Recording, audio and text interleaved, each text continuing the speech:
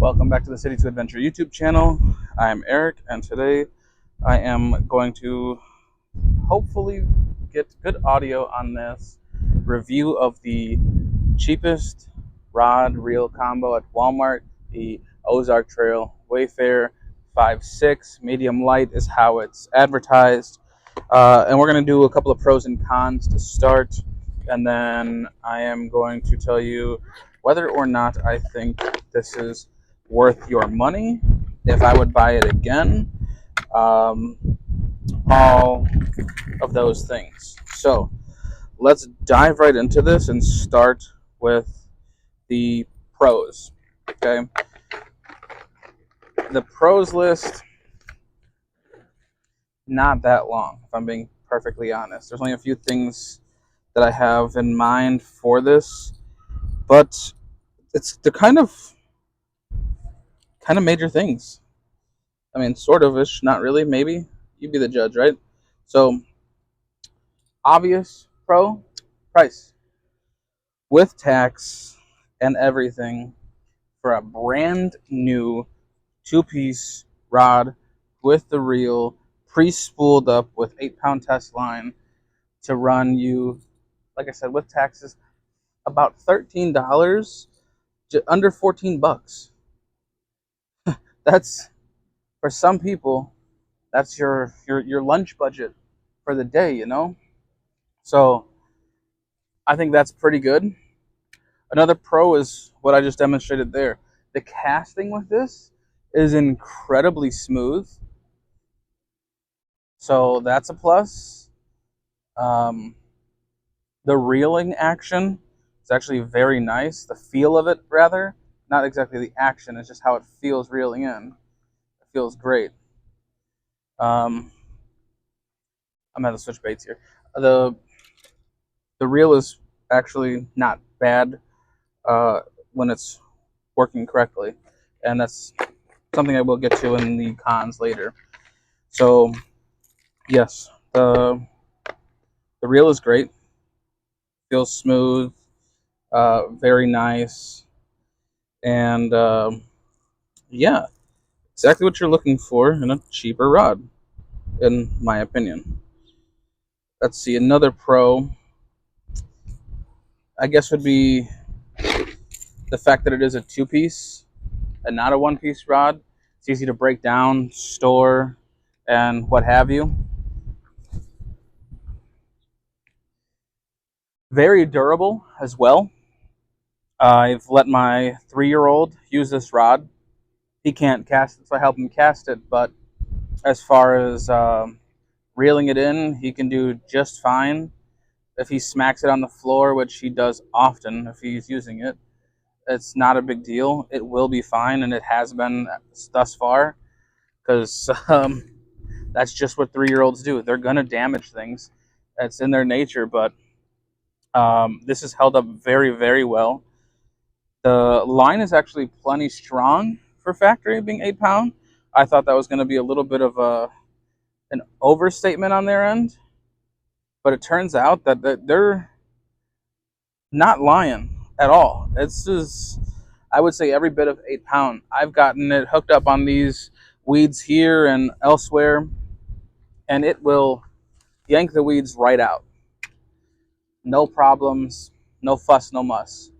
Um, haven't I don't think I've lost uh, a bait because of the line itself at all, honestly.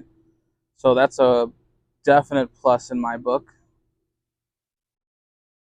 Now, that is sadly about the extent of the pros.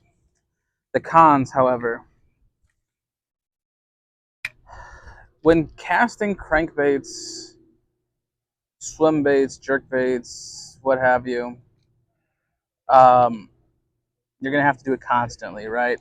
Cast, retrieve, cast, retrieve, cast, retrieve. It's the nature of the game, you know. But with this rod, what I have found is at that two-piece joint, you tend to have to maintain or monitor it rather, because it does not stay put all the time. The tip will rotate and turn. It'll come loose and run down your line when casting and what have you. I've had that happen a few times now because I wasn't being super mindful of that front piece of the two-piece rod. Now, it's annoying, sure, but I mean, it could be common on other two pieces. My other two piece does not do that, so that's why to me it's a con. Maybe to you guys, you can tolerate that. It's not a big deal, but it's just an annoyance that I'd mention. Let's see, another con. The the bail, right? It has come loose already once and it's starting to become a little wobbly again. I had to take the spool off to tighten down the bail. Now, when the bail got loose, it made it so that the brake no longer worked and it wouldn't it just wouldn't reel correctly. Like, it was real wonky. The line got all nasty. Like, it was some issues, right? So that was another thing I had to deal with. Along with that, speaking of the reel and the line seems like they overpack it on the spool, because every now and again when casting out, I was having issues where it would bird's nest and get all tangled up in the eyelets and stuff.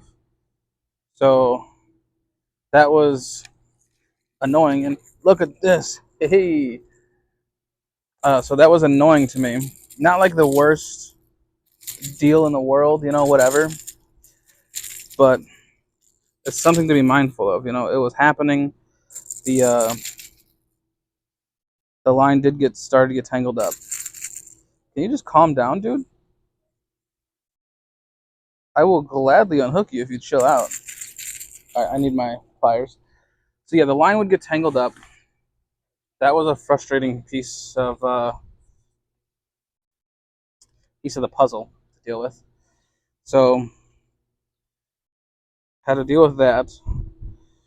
Again, not the biggest deal, but something that had to be dealt with. So I will label it on here as part of it. I got mine back, and he's gonna make it. She's got the water. So yes, frustrating bit, nonetheless.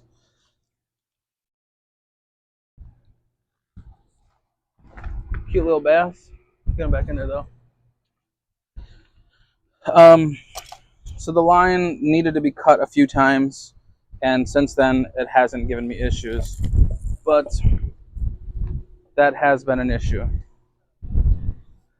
Also, with my flat bill or a square bill crankbait right now, I'm having a good feeling of the action. But when I was using a lot of other baits, um, lipless, I couldn't feel the action in the water. Right now, at a distance, I could kind of feel it, but right here, I could feel it really well.